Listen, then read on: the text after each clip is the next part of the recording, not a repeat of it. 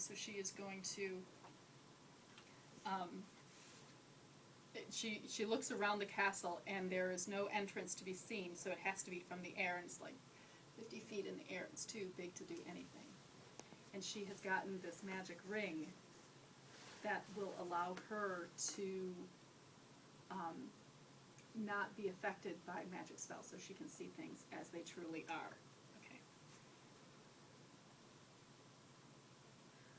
Bradamante waited patiently, but nothing seemed to happen.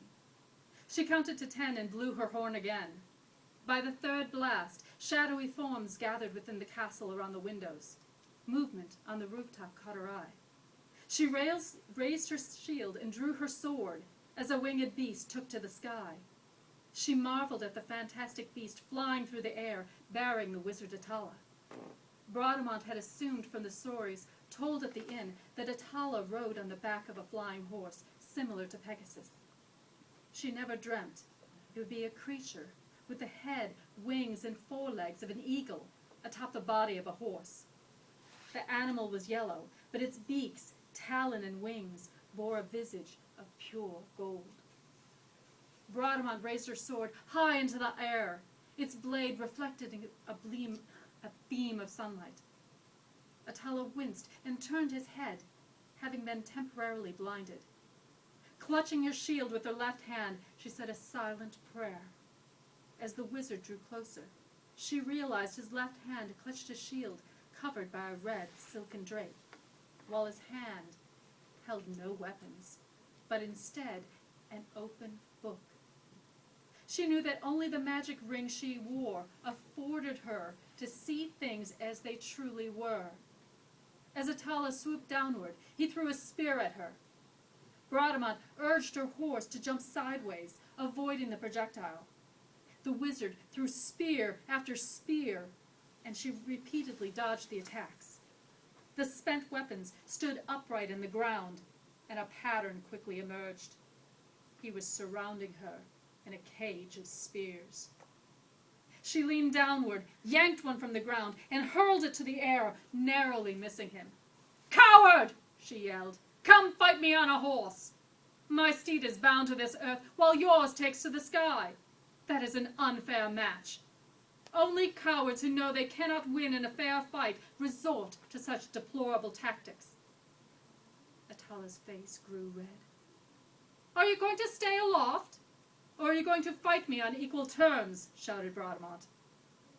Atala hurled another spear, but she stood ground, using her shield, and deflected the weapon with a backhanded swing. Her arm exploded with pain, but her rage would not allow her to stop the fight. She dismounted and challenged Atala from the ground. "My horse is no match for your flying beast, therefore I renounce it entirely. Meet me on the ground if you dare test your skills against mine." She wrenched the spears loose, stacking them in a pile while never taking her eye off her foe.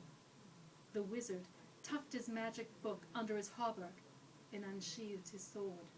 Flying downward, he delivered a fierce blow against Bradamante. Their swords clashed in midair. Her arm stung from the impact. Atala had the motions of a skillful warrior, but lacked the strength to execute his strokes with any power. His animal flew high into the air. Bradamante watched him massage his arm and catch his breath. The look on his face changed to one of determination as he fingered the red veil. The beast swooped downward again as Atala removed the cover from his shield.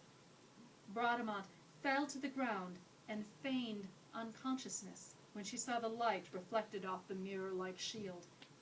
She heard Atala dismount and walk to her side. She bided her time as she had with Maltasino. The wizard bent down and barely touched her when Bradamante sprang forward and knocked him to the ground. She grabbed the chain that had been intended for her and wrapped it around him, pinning his arms to his side. She was surprised in the act of subduing him at how frail he was. His bones felt brittle, and he had little musculature left. Her fury was soon replaced with pity as she looked into the eyes of a broken old man. From the deeply etched lines in his face, she guessed he must be at least 70 years of age.